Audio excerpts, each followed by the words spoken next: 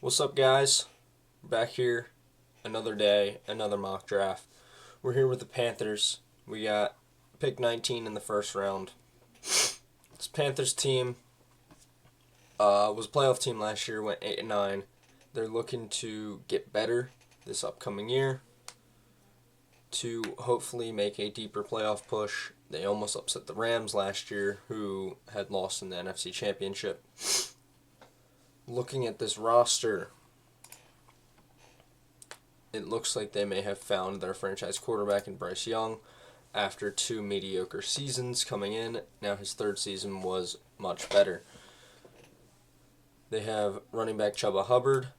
Behind him is Jonathan Brooks, A.J. Dillon, and Travis Etienne. I don't know if we look to bring in a new running back. Potentially a wide receiver 3. It looks like Jalen Coker has taken over that wide receiver 2 role over Xavier Legette. We potentially need a tight end and offensive line help on the offense. On the defensive side, they've brought in Jalen Phillips and they have brought in Devin Lloyd. Two huge pieces that this defense needed help at last year just to upgrade this defense. Interior-wise on the defensive line, it's looking pretty good. You got Derek Brown, one of the best defensive tackles in the league, and you got two very good depth pieces in Bobby Brown and Tershawn Wharton. Edge rusher-wise, you have Nick Scourton, Jalen Phillips, Princely Umanalian. Sorry, I botched his name. And then linebacker-wise, you have Devin Lloyd and Trevin Wallace. I think you need to bring in another linebacker. You potentially need to bring in another edge rusher. And I also, looking at the rest of the defense, think you need a corner too to go opposite of J.C. Horn and also to be rotated in if J.C. Horn potentially gets another injury, because he seemed very injury prone last year. Also, looking at the safety room, you could potentially bring in another safety. You have Nick Scott, who has been here. You also have Lathan Ransom, who was drafted last year, and you have Trayvon Morrig, who was signed last year. So decent depth at safety. Overall, I think this roster is young and can develop. It's just a matter of getting the right pieces in place, and I think they are going on the right trajectory. So, after that all said, let's get into the mock draft. As we get to pick 19, we see on the draft board that Jeremiah Love is available. Personally, I don't know how he fell this far. I would have thought maybe the Vikings at the latest. But even seeing teams like the Titans, the Cardinals, the Giants, the Commanders,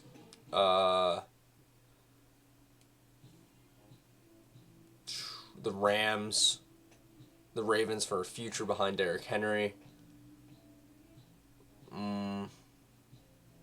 Yeah, but seeing that Jeremiah Love is available, I think taking one of the very few blue chip prospects in this draft class is perfect.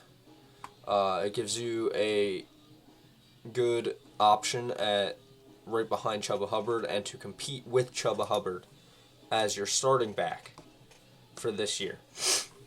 Then moving forward, when Chuba Hubbard's contract is gone, you also have Jonathan Brooks probably going into the last year of his rookie deal, and you have Jeremiah Love, so that's a good 1-2 punch. So overall, if the board was to have Jeremiah Love fall to pick 19, you cannot pass on him. We are not yet to the Panthers pick, but I see how the board has fallen. The Bengals are potentially, or the Saints could potentially look to bring in a guy like Emmanuel McNeil-Warren. I think with the Bengals here, we could potentially move up. I'm going to give them 51, 119, and a 6th round pick next year, see if they accept that. We move up to pick 41. We are not trading this pick. We take Emmanuel McNeil-Warren, get some safety help in that room, a guy who is very physical at the point of attack, who will hit you as hard as hard as he possibly can. He has been seen and like described as a guy who is like a heat-seeking missile and just like a predator in a sense. Like he will pounce at the last moment. I think he is very good. I think he's a first round talent in my opinion, but with the safety position being as invaluable as most teams take it to be, he could potentially drop. Alright, so here at pick 83 so far, Love and Warren. I'm looking at a guy like Carolina Davis. We just traded away our 4th round pick, so now we have 2 5ths back to back, so we have a big jump between our next 2 picks. Didn't get many trade offers to trade back out of this spot, but a guy like Carolina Davis, 6'4", ran a 4.4 at the combine, a 4.41.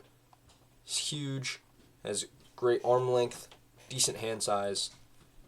Played at Washington, is a little like needs a little bit of help. He needs to develop a little bit. Let's look at his traits here. But specifically in like his fluidity and his overall like technique needs a little bit of work. But I think to go and be a number 2 along with one of the best corners in the game in J.C. Horn will work out for him. Alright, so now we're here in the 5th round. We have pick 158. I'm going to go Jack Endries. Just get tight end depth in that room. And at pick 159, I'm going to go center Trey Zune. Guy who was first team All-SEC just 2 years ago and had the chance to go into the draft last year. Great center. One of the best offensive lines in last year's college football season, and was kind of the head of that.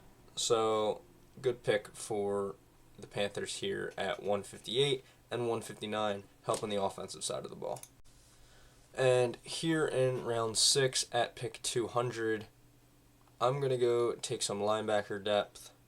I thought about wide receiver depth, but with the signing of John Mechie, it just doesn't make much sense when you need help at your linebacker depth. I'm going to take a guy here, and Justin Jefferson, I'm much higher on him. I think he could be an absolute steal for this Panthers team here at 200. So we go Justin Jefferson out of Alabama. Alright, with an overall recap of this draft, only 6 picks, gave up a 6th round pick next year as well. I love this draft. I think with Jeremiah Love falling, works out great for not only right now, but also for the future of your offense. 2nd round, traded up, went and got Emmanuel McNeil-Warren. Great safety. You won't have to pay another safety for the next 4 years at least. Looking at Carolina Davis in round 3, I think he adds great versatility with not only size but speed in that corner room to compete for that CB2 spot. Jack Endries is going to go and compete with guys like Tommy Tremble and Jatavian Sanders, which both Jatavian Sanders and Jack Endries were both out of Texas. Trey Zune going to go compete for that center spot over the next 2 years. And a guy like Justin Jefferson, who I think is an absolute steal in the 6th round, is going to go compete with guys like Trevin Wallace and any backups linebackers to be the linebacker 2 along with Devin Lloyd. Overall, I give this draft an A-. Could have been better in certain areas, could have went different players and specific picks.